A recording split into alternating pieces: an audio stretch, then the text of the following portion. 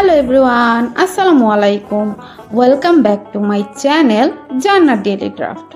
আজকের ভিডিওটা শুরু করছি অনেক এক্সাইটমেন্ট নিয়ে, কারণ আজ আমি জীবনে প্রথমবার বিফ স্টেক বানাতে যাচ্ছি।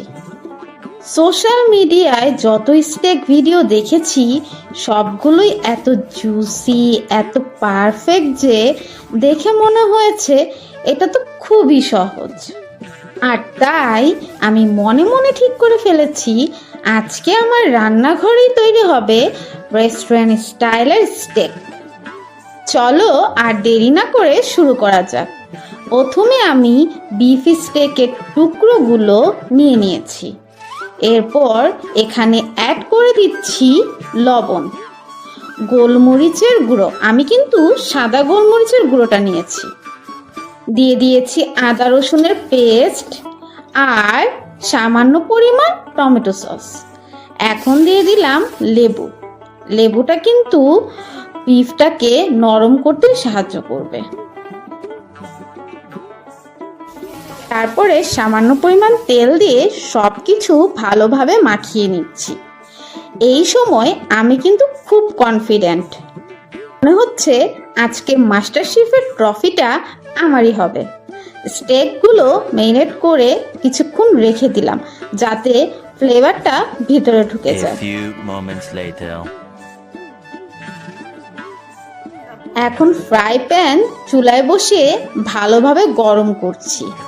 প্যান গরম হয়ে গেলে হালকা বাটার দিয়ে দিলাম।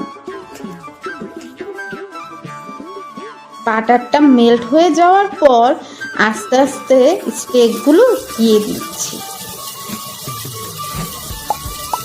আর সেই স্যাটিসফাইং সিজলিং সাউন্ড, এই সাউন্ড শুনে আমার কনফিডেন্ট লেভেল আরও 200% বেড়ে গেল।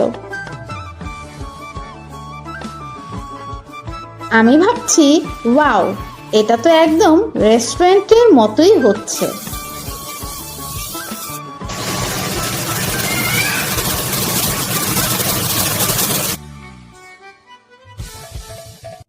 এরপর আরও অ্যাড করছি বাটার। বাটার মেল্ট হওয়ার সাথে সাথে কিচেনে অসাধারণ একটা স্মেল ছড়িয়ে পড়ল। আমি স্টেকের দুই পাশটা হাই হিটে সুন্দরভাবে কুক করে নিচ্ছি।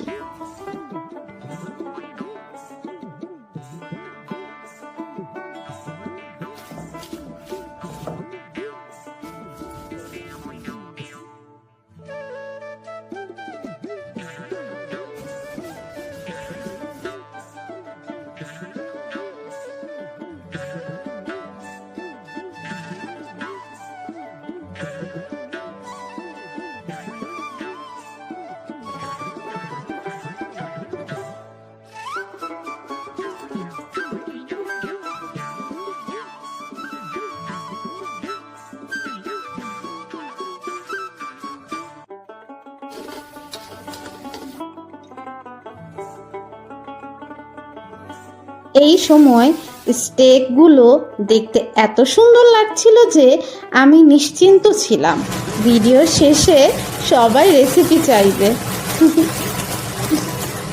অবশেষে কুকিং শেষ, এখন প্লেটে সুন্দরভাবে সার্ভ করার পালা।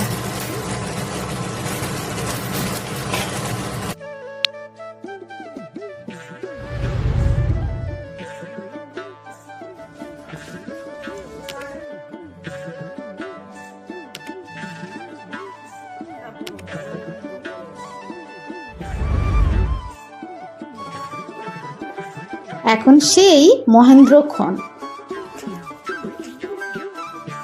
1 মিনিট, এটা কি হলো?